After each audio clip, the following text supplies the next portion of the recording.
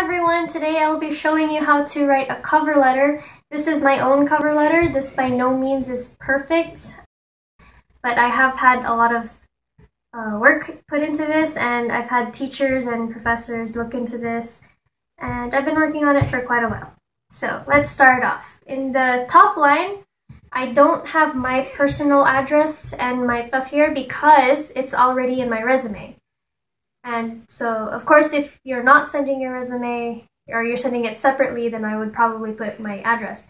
But I put them together, so I just left it out. This is the company name and company address down here, very generic. Then month, day, year. And then over here, this is the salutation. You want to be as personal as you can. If you can figure out who is going to be reading your cover letter, try to write their name. Like, Dear Mr., Miss, Mrs., Fortune, whatever. If you don't know who's looking at your cover letter, like if it's the hiring committee, then you can say Dear Hiring Committee or Dear, I'm not sure. The worst case scenario, you put to whom it may concern, but that sounds so like unpersonal. But it does sound professional, so it's up to you if you want to do that or not. So here's my introduction. So your cover letter is supposed to be an introduction to yourself. It's like a teaser video per se, to put it in YouTube terms. So here I am applying for the position of EE intern as advertised on your company website. So here, EE intern, I've seen people say like, oh, don't capitalize the position, or oh, you should have put electrical engineering intern. But I left it as it's written over here because in the job description, that's the official title is EE intern. So I just left it as that just to be safe. And then as advertised on your company website, or if you saw it on LinkedIn, you can say as advertised on LinkedIn or Monster or whatever. And then enclosed is my most up-to-date resume. And then here is a pretty generic, I would like to briefly highlight a diverse set of skills. I did not want to be too creative over here because, well, I've seen people put in stories or like jokes or whatever. But this is a very technical company, and I'm not very familiar with the dynamic. It doesn't seem like one of those, types of companies that would appreciate like a joke or a sarcasm or a story or anything like that. So I just try to keep it like plain professional. I've seen cover letters with about 3 skills that they highlight. But because my skill set is so diverse, I tried to narrow it down to as much as I could, and I narrowed it down to 4. My first 2 are technical, my second 2 are soft skills that I think are important. So my first skill that I highlight is my engineering design.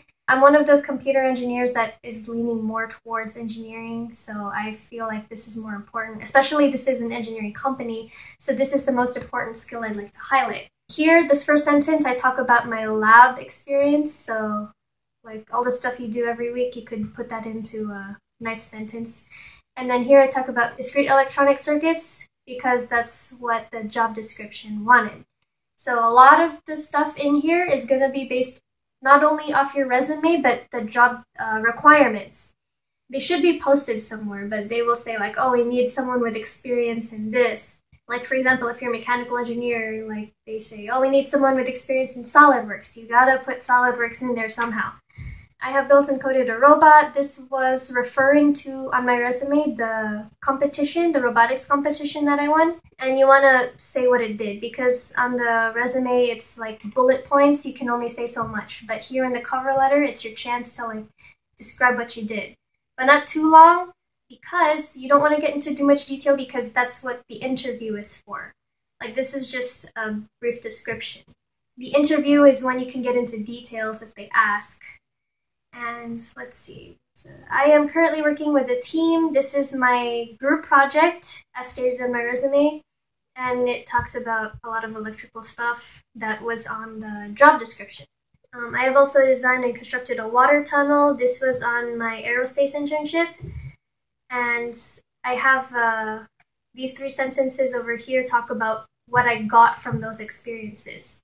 So from these internships and group projects, I have learned how to do this, this, and this. These are some very good like keywords, troubleshooting, see, soldering and PCB, those were on my job description or job requirements. Let's see, computer literacy. I talk about my programming experience because computer engineers have to program. I am adept at several languages or several programming languages. I say use a thesaurus when you're writing up your cover letter because you could say I'm good at like different ways, but you're going to say it a lot and you don't want to say the same thing over and over. So you can say I am adept, I am proficient, I am competent. And so yeah, use words like that. I am experienced in or I'm comfortable with. So that's very important. I have utilized high-level languages. I have become proficient in low-level languages. So talk about the different kinds of languages you use and what you use them for. Numerical analysis. This is like MATLAB or like Mathematica to solve engineering problems. Here I talk about the HTML that I did. And then here I talk about spreadsheets. I wouldn't normally put this in here because I figured most engineers would know how to use Excel and Word like by the time they graduate, hopefully like even before that. So I wouldn't normally put it in there, but it was in the job description, so I put it in there. This job description specifically asked for Microsoft Office, so here I talk about spreadsheets, and this is a Word document, and then this is over here, where is it?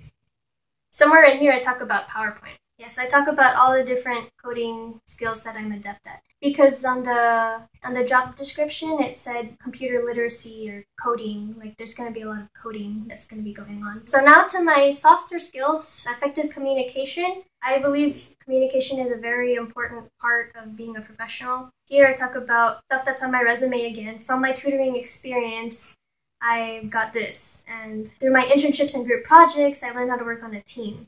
So stuff that's on my resume, I'm putting it into this paragraph over here about my communication.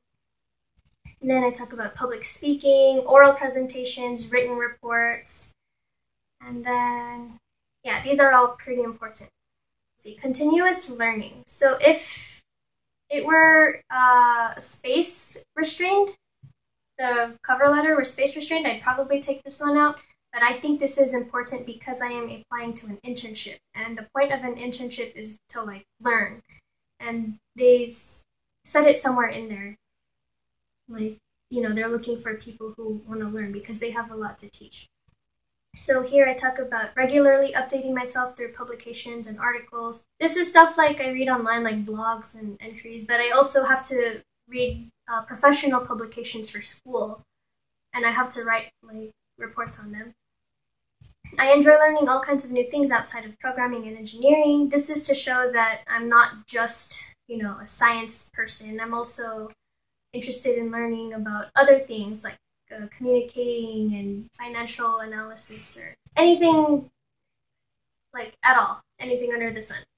I am interested in learning. And then this shows that I am interested in learning by I attend several workshops, presentations, conferences.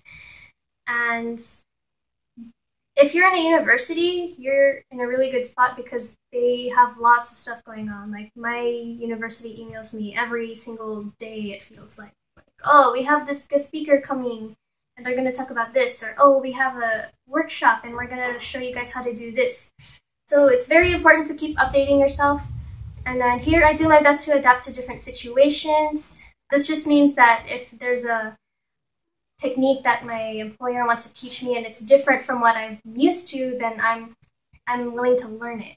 And then here I enjoy volunteering and tutoring others. This is stated on my resume, who have a passion for learning and encourage others to learn from me. My professor actually helped me with this one, so thank you, professor. In my free time, I pursue my interests in photography, videography, and playing violin. I've been playing violin for a long time now, and I really enjoy it. But this has nothing to do with being professional or being an engineer. It just shows that I am diverse and I have a lot of things that I'm interested in. So finally, our closing paragraph, I welcome the opportunity to meet with you. This means I want an interview, please call me. And discuss the value. Blah, blah. I am available for employment as soon as possible. So this is an internship. I am willing to work during the school year, so I put as soon as possible. But if you are graduating and you want to work after you graduate, you can say after graduation or upon graduation. Or you can say I am available for employment. If you're like moving or something, you can put your month and year or whatever. References are available upon request. I had a professor refer this internship to me, and it wasn't appropriate to say, oh, I learned about this internship from Professor blah, blah, blah, blah, blah. He mentioned that you should just put this instead, and then if they ask, then you can mention names. And then a little thank you over here. Thank you for your time. Sincerely, Jairachi. Use your full name, or you want to be professional. And then you don't have to put your phone number or email because it's already on your resume, unless you didn't turn it in with the resume. Okay, general tips. You want to tailor this to yourself. This is custom. You know you better than anyone else knows you. So if you feel that this is important, then mention it. Or if you have a skill no one knows about, then it might be worth mentioning. It really depends. So tailor it to yourself, and then also tailor it to the job description. If the job description says, certain skills, then you want to mention those certain skills in your own way. And then also talk about your resume, or not talk about your resume, talk about the stuff that's in your resume. Like if you won a scholarship or something, and you can mention that and what you did to get it. Double check with others, checking for grammar, spelling. Like I've read my resume and my cover letter like hundreds of times, but my professor was able to catch like a super dumb mistake that I skipped over because I see it all the time, and it was his first time seeing it, so he was able to see it. And also other people might have some input like, oh, didn't you do this back in the day? I think that would be a good idea to put. So you never know what other people might have to offer, but just be nice when you ask them, like, hey, can you look at my stuff please? And don't be rude. That's all I have for today. Thank you.